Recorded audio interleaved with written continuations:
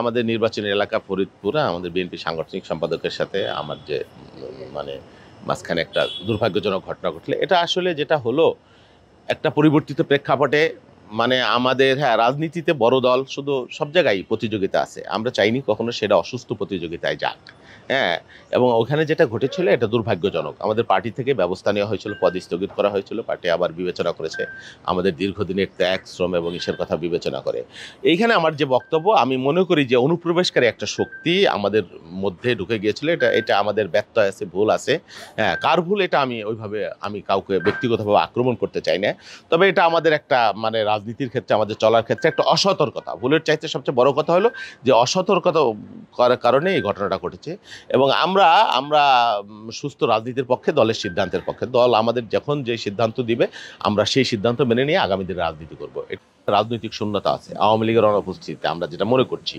হ্যাঁ, বৃহৎ কোনো রাজনৈতিক দল বা প্রতিদ্বন্দ্বী রাজনৈতিক দল আছে সেটা আমরা মনে করছি না থাকা দরকার। সেই জন্য ছাত্ররা, তরুণরা যদি রাজনীতিতে আসে আমরা স্বাগত জানাই। শুধু তারা কেন, যে কেউই। রাজনীতি এখন তো উন্মুক্ত পরিবেশ, কেউ কাউকে বাধাবিঘ্ন সৃষ্টি করছে না। কিন্তু প্রশ্ন হলো যে সার্ক বৈষম্যবিধি ছাত্র যারা রাজনীতি করবে বা রাজনৈতিক দল করবে তারা তো সরকারেও আছে। তো সরকারে থেকে যদি এটা করা হয় তাহলে তো কেউ কেউ বলবে যে এটা কিংস পার্টির একটা বাস্তবতা। বিগত দিনে জাতীয় পার্টির যে ভূমিকা ছিল, তারা সরকারেও ছিল, বিরোধী দলেও ছিল, জোটেও ছিল, তাহলে তারা বিরোধী দল কিভাবে হলো? হ্যাঁ, সেজন্য আমরা বলছি যে যদি তারা রাজনৈতিক দল করে এবং এই প্রক্রিয়া আমরা দেখছি, তারা মানুষ মনে করছে যে তারা, এবং তারাও স্বীকার করছে, তো তাই যদি করে তাহলে সরকার থেকে তাদের দ্রুত বের হয়ে আসা উচিত। এটা তো বাস্তব, সকলের জন্য লেভেল প্লেইং ফিল্ড থাকার প্রয়োজন আছে। হ্যাঁ, সরকারেও থাকবেন, সরকারের সুবিধা নিয়ে যদি আপনি রাজনৈতিক দল করেন এটা মানুষ কিংস পার্টি অবধারিতভাবে বলবে। এবং সেই ক্ষেত্রে এই আন্দোলনের যে মহৎ অর্জন এবং ছাত্ররা যে ভূমিকা রাখলো, একটা ঐতিহাসিক ভূমিকা, সেই ভূমিকা কিন্তু ম্লান হয়ে যাবে এবং প্রশ্নবিদ্ধ হবে তাদের অবস্থানটা। শোনেন, জামাত একটা ভিন্ন রাজনৈতিক দল, তাদের এথিক্স, তাদের অবস্থান, তাদের আদর্শ totally different from BNP. BNP আলাদা রাজনীতি, তাদের আলাদা আদর্শ আছে, নীতি আছে, কর্মসূচি আছে। কখনোই এই দুইটা রাজনৈতিক দল এক না। আমরা বিগত দিনে আন্দোলন করেছি, আওয়ামী লীগ আন্দোলন করেছে 96 সালে কেয়ারটেকার সরকারের জন্য জামাতের সাথে। তার মানে তারা এক দল, সেটা আমরা বলবো কেন?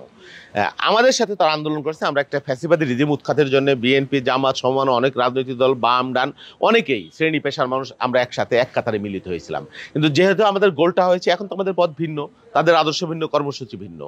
তবে জামাতের সাম্প্রতিক যে ভূমিকা এবং তাদের যে বিএনপি বিরোধী প্রচারণা, এটা দুর্ভাগ্যজনক। আমরা ভিন্ন রাজনৈতিক দল হলেও আমরা যে অর্জন করেছি, অর্জন যাতে ব্যাহত না হয় এবং ওই ফ্যাসিবাদী শক্তি আবার যাতে ফিরে না আসে, সেজন্য আমাদের সকলের সজাগ থাকার দরকার এবং তাদেরও এটা সজাগ থাকবার প্রয়োজন আছে, এটা আমরা মনে করি। আমরা যারা আন্দোলনের শক্তি, সবাই তো আন্দোলনের সাথে ছিল, আওয়ামী লীগ আর কতিপয় বিচ্ছিন্ন কয়েকটা ক্ষুদ্র তাদের জোটের ছাড়া।